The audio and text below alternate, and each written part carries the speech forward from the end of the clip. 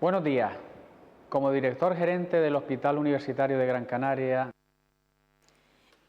Buenas, mi nombre es Silvia de la Iglesia y soy hematóloga del Hospital Universitario Dr. Negrín. Hoy vamos a hablar de qué es la anemia, de cómo tratarla y de cómo podemos prevenirla. Por lo cual, el objetivo principal va a ser, como hemos dicho, explicar la anemia, sus causas, sus síntomas y cómo podemos prevenirla y tratarla en el caso de que ya exista. ¿Y qué es la anemia? Pues hay que decir que la anemia muchas veces no es una enfermedad como tal, sino es un reflejo de algún otro tipo de enfermedad que hay que buscar. Para hablar de la anemia hay que hablar de los glóbulos rojos y de la hemoglobina y decir que tanto unos como otros son esenciales para transportar el oxígeno. Los glóbulos rojos contienen una proteína que se llama hemoglobina que va a transportar el oxígeno desde los pulmones al resto del cuerpo y que es esencial para el funcionamiento de todas las células. La hemoglobina que está dentro de los glóbulos rojos se une al oxígeno en los pulmones y lo va a liberar en los tejidos del cuerpo. Y como hemos dicho, la anemia es una condición en la que no tenemos suficiente hemoglobina en los glóbulos rojos para llevar el oxígeno a todo el cuerpo, por lo cual las células van a trabajar con poca cantidad de oxígeno. Y el oxígeno, como he comentado antes, es imprescindible para su funcionamiento. ¿Y qué síntomas vamos a tener cuando existe anemia? Pues las personas con anemia se van a encontrar cansadas, van a tener somnolencia, pueden tener cefalea, pueden referir también que se cansan al hacer un pequeño esfuerzo físico como puede subir escaleras. Asimismo, pueden presentar también palidez de la piel y de las mucosas, sobre todo pues a nivel de los labios y de la conjuntiva. Asimismo, también pueden aparecer calambres musculares y el síndrome de piernas inquietas que muchas veces refieren los pacientes y que es muy molesto porque no les deja descansar de forma adecuada por la noche. ¿Y cuáles van a ser las causas de la anemia? Pues causas de la anemia son muchas, pero la más frecuente de todas ellas es que exista un déficit de alguno de los factores necesarios para producir la hemoglobina. Otra causa muy frecuente es que exista un sangrado o un déficit de otras vitaminas como puede ser la vitamina B12 o el fólico.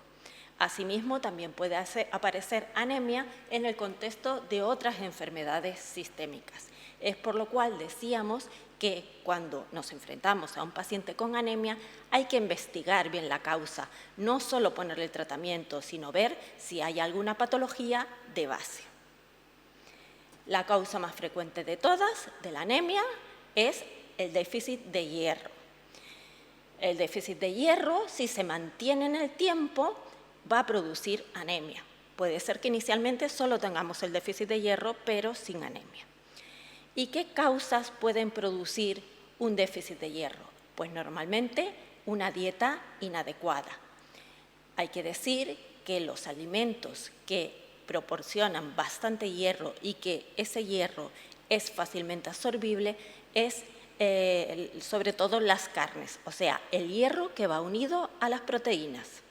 Carnes también en los moluscos, en el pescado también, aunque menos cantidad que en las carnes rojas. Asimismo, también podemos encontrar bastante hierro en los frutos secos y en algunos vegetales y hortalizas. Cuando la dieta es escasa, sobre todo en alimentos ricos en hierro unido a proteínas, como decíamos, pues podemos encontrar una ferropenia. Y esto es lo que pasa, por ejemplo, en los pacientes veganos estrictos.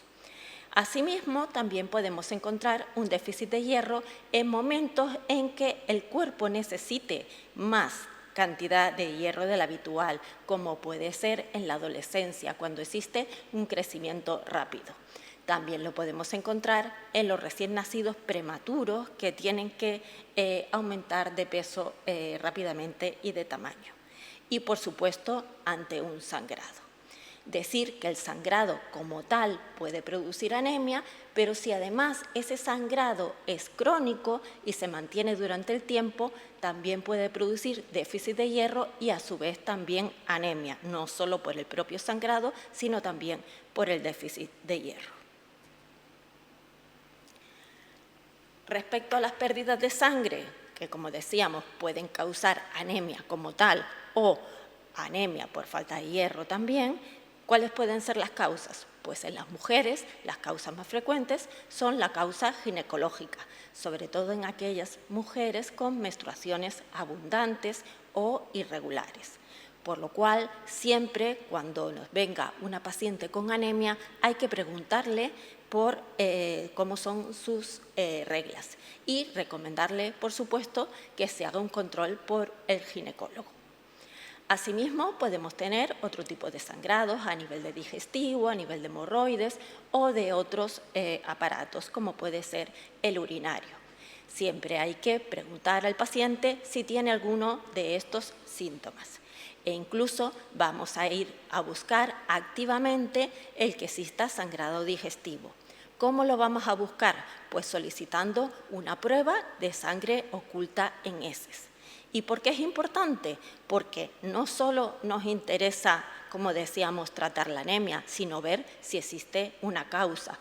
Y una causa puede ser que exista algún problema a nivel digestivo, incluso un cáncer, una neoplasia a nivel del colon que produzca pequeños sangrados y que eso vaya a conducir la anemia.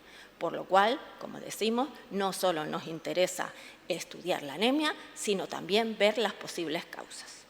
Por supuesto, también ante una cirugía o pacientes que llevan ingresados un tiempo, pues también se puede producir anemia por los sangrados, por las analíticas repetidas y por otras causas también que pueden producir secundariamente la anemia. Hay otras vitaminas, aparte del hierro, que son necesarias para formar la hemoglobina, fundamentalmente la vitamina B12 y el ácido fólico. El déficit de estas vitaminas también van a poder producir anemia. No es tan frecuente como la anemia por falta de hierro, pero también son muy frecuentes. ¿Y dónde vamos a encontrar estas vitaminas? Pues la vitamina B12 la vamos a encontrar fundamentalmente en los productos de origen animal. Es por lo cual también lo podemos encontrar esta anemia por déficit de B12 en los pacientes veganos estrictos. Por otro lado, el ácido fólico, que también es imprescindible para la formación de la hemoglobina y de los glóbulos rojos, lo vamos a encontrar en las verduras de hoja verde. Además de los déficits de vitaminas, de hierro, como habíamos dicho, de ácido fólico y de vitamina B12, podemos encontrar anemias secundarias a otras patologías, a otras enfermedades, sean agudas o sean crónicas. En el caso de enfermedades crónicas, lo más típico es la insuficiencia renal. Los pacientes con insuficiencia renal van a tener anemia con mucha frecuencia. Va a ser fundamentalmente por el déficit de otra hormona, de otra proteína, que es la eritropoyetina y que se forma en el riñón. Asimismo, también podemos tener anemia en otras patologías, más bien crónicas, como son las enfermedades inflamatorias. En estos casos, normalmente tenemos una anemia con unas características específicas y que denominamos anemia inflamatoria. En este caso, igual que en el caso de la insuficiencia renal, es fundamental el tratamiento de la patología de base. Así, los pacientes con una insuficiencia renal severa van a precisar tratamiento con eritropoyetina y si existe una enfermedad de base, una enfermedad inflamatoria o infecciosa o incluso neoplásica, hay que tratar la patología de base para poder tratar la anemia. Estos pacientes, asimismo, alguna vez pueden precisar transfusiones de concentrados de hematíes. Otra causa de anemia es que la fábrica donde se producen los glóbulos rojos tenga algún problema. Esto serían las enfermedades de la médula ósea, porque es allí, en la médula ósea, donde se producen todas las células de la sangre y entre ellas, por supuesto, los glóbulos rojos. Estas enfermedades de la médula ósea pueden ser genéticas y aparecer desde el nacimiento, como es el caso de las hemoglobinopatías o de talasemias, que en los casos severos van a precisar de transfusiones de forma continua. Otras patologías de la médula ósea pueden aparecer a lo largo del tiempo y que no sean hereditarias, como pueden ser leucemias, linfomas, mielomas y otras patologías. En estos casos, lo que no está bien, como decíamos, es la fábrica donde se producen los glóbulos rojos, y estos pacientes van a requerir con mucha frecuencia también las transfusiones. ¿Y cómo vamos a diagnosticar la anemia? Pues para diagnosticar la anemia, como decíamos, la anemia se define como tal, como un descenso de los niveles de hemoglobina. ¿Y cómo vamos a ver los niveles de hemoglobina? Pues mediante un análisis de sangre. En el análisis de sangre, en el hemograma, vamos a ver los niveles de hemoglobina, al igual que el número y el tamaño de los glóbulos rojos. Pero asimismo tenemos que mirar también cómo está el resto de las células de la sangre, como pueden ser los glóbulos blancos o las plaquetas, porque hay algunas enfermedades hematológicas en las que existe anemia, pero que también puede existir otras alteraciones a nivel de las otras series, de las otras células sanguíneas. Asimismo, como hemos venido diciendo, nos va a interesar saber cómo está el hierro, pero no solo el hierro, sino todos los parámetros del hierro, que es el hierro como tal y la ferritina fundamentalmente, que es el depósito de hierro en el organismo. Otro valor que nos es de mucha ayuda es el índice de saturación de la transferrina. La transferrina es la proteína que lleva el hierro en la sangre. Asimismo, decíamos que también existe anemia por déficit de otras vitaminas, como puede ser la B12 o el fólico, por lo cual nos va a interesar también su determinación, sobre todo cuando vemos que esta anemia cursa con unos glóbulos rojos de un tamaño elevado, de un tamaño grande, que es el típico que se produce cuando existe un déficit o de B12 o de fólico. Mientras que cuando la causa es un déficit de hierro, normalmente estos glóbulos rojos son de un tamaño menor al normal. Además, puede ser que necesitemos otras determinaciones según el paciente. Hablábamos, por ejemplo, de solicitar una sangre oculta en heces para descartar que tenga algún tipo de sangrado digestivo.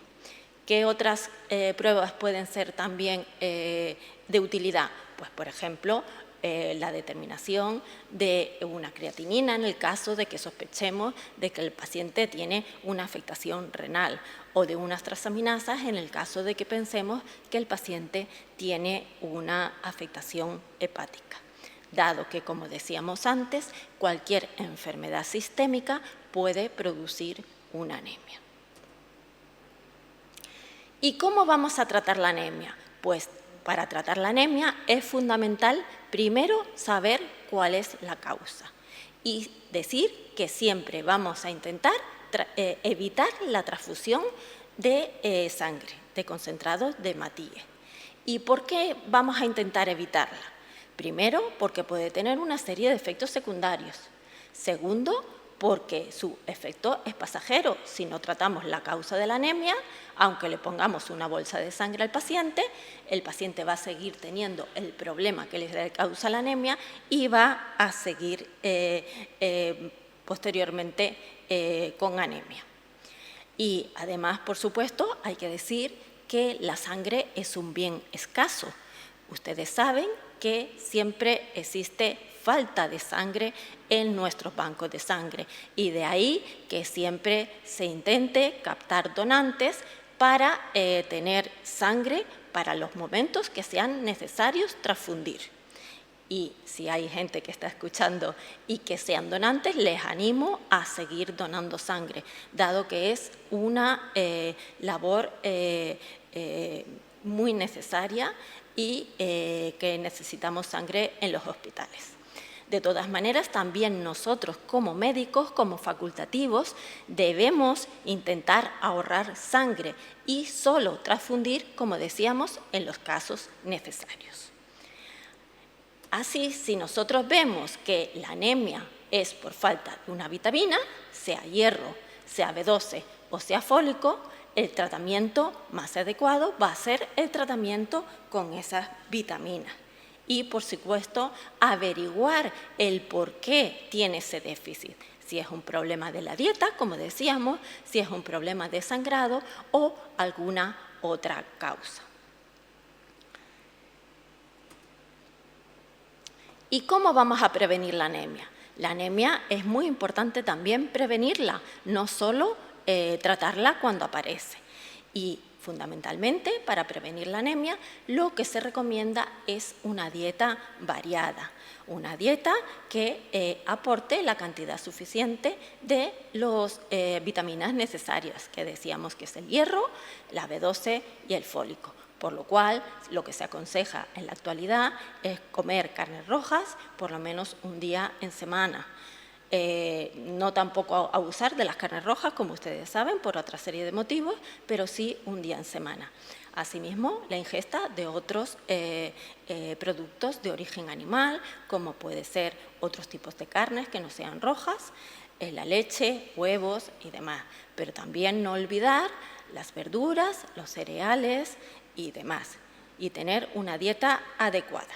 Además, en determinados momentos en los que decíamos que vamos a necesitar más cantidad de hierro o más cantidad de vitaminas, pues puede ser que precisemos un suplemento extra.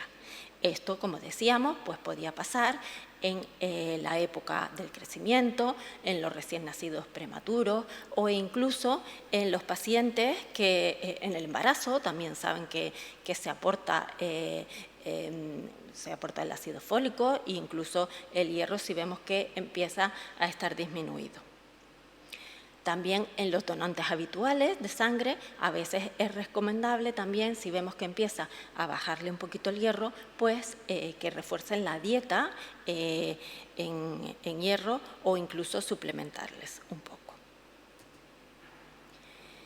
Y con todo esto, pues para concluir, recordar que la anemia es una condición común, es una causa muy habitual de consultas, tanto desde los centros de salud, de los médicos de atención primaria, como de otros facultativos de otras especialidades del hospital. Que es fundamental saber cuál es la causa, intentar averiguarla, porque mientras no tratemos la causa, esa anemia va a seguir existiendo.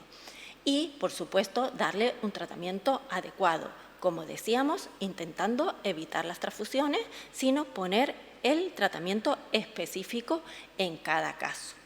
Como decíamos, la sangre, aparte de ser un bien escaso, puede tener una serie de efectos secundarios que no es recomendable, por lo cual no es recomendable transfundir a la ligera.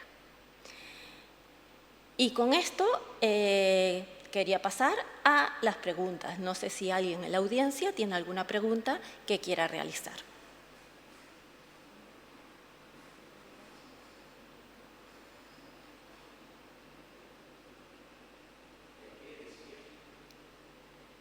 ¿No hay ninguna pregunta? Bueno, pues muchísimas gracias por su atención y recuerden siempre consultar con su médico si tienen algún síntoma o alguna preocupación sobre su salud. Muchas gracias.